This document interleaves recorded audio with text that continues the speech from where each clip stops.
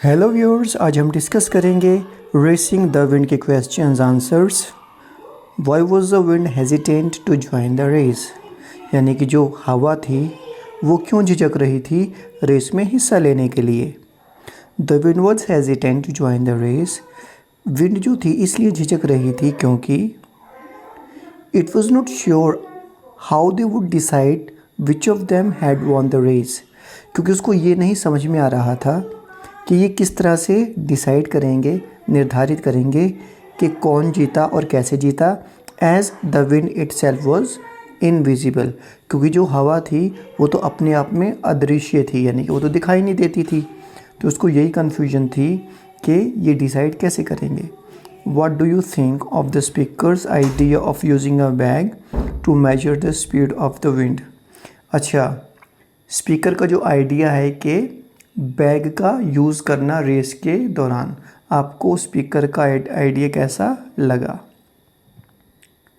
The speaker's idea was a clever one that could easily be executed, यानी कि जो speaker का जो आइडिया था वो बहुत ही समझदार पूर्ण था, जिसे आसानी से किया जा सकता था। Do you think the wind was happy with the results of the race. क्या आपको लगता है जो हवा थी वो खुश थी रिजल्ट्स को लेकर, उसके नतीजे को लेकर रेस के। हाउ डू यू नो, आपको कैसे पता। The wind was not happy with the results of the race, यानी कि जो विंड थी वो बिल्कुल खुश नहीं थी रेस के रिजल्ट्स को लेकर। The word growled indicates the mood of the wind, यानी कि जो शब्द है इसका मतलब है गुस्सा आना।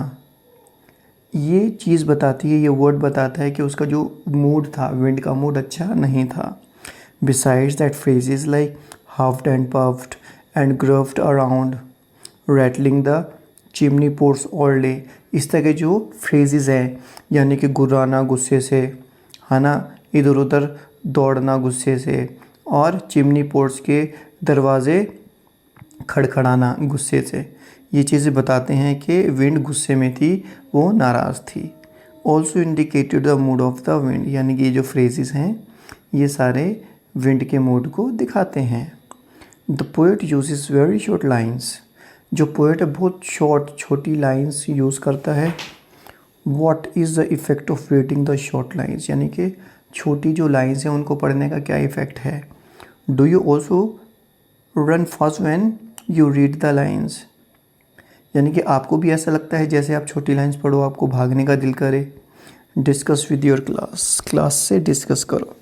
The short lines give us the sense of the hurry of a race, यानी जो छोटी लाइन जो पोइम्स में दे रखी हैं ये किस चीज़ का सेंस दे रही हैं, किस चीज़ के बारे में बता रही हैं कि रेस में तेज़ी से भागना, जल्दी करना।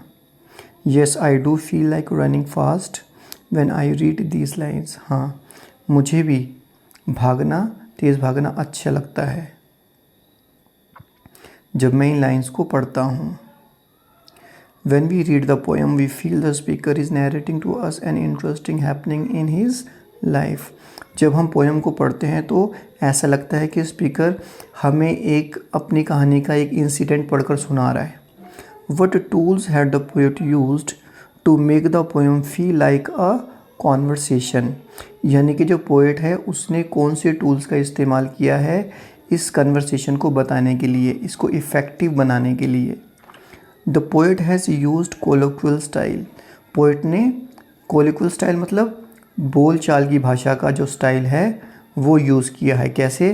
He has used conversation openers like I said, उसने किस चीज़ का इस्तेमाल किया है, जैसे कॉन्वर्सेशन शुरू करने के लिए जैसे हम कुछ वर्ड्स बोलते हैं, जैसे मैंने कहा, the wind said to me, wind ने मुझसे कहा। इससे क्या पता चल रहा है कि ऐसा लग रहा है जैसे स्पीकर और विंड आपस में एक दूसरे से बात कर रहे हैं।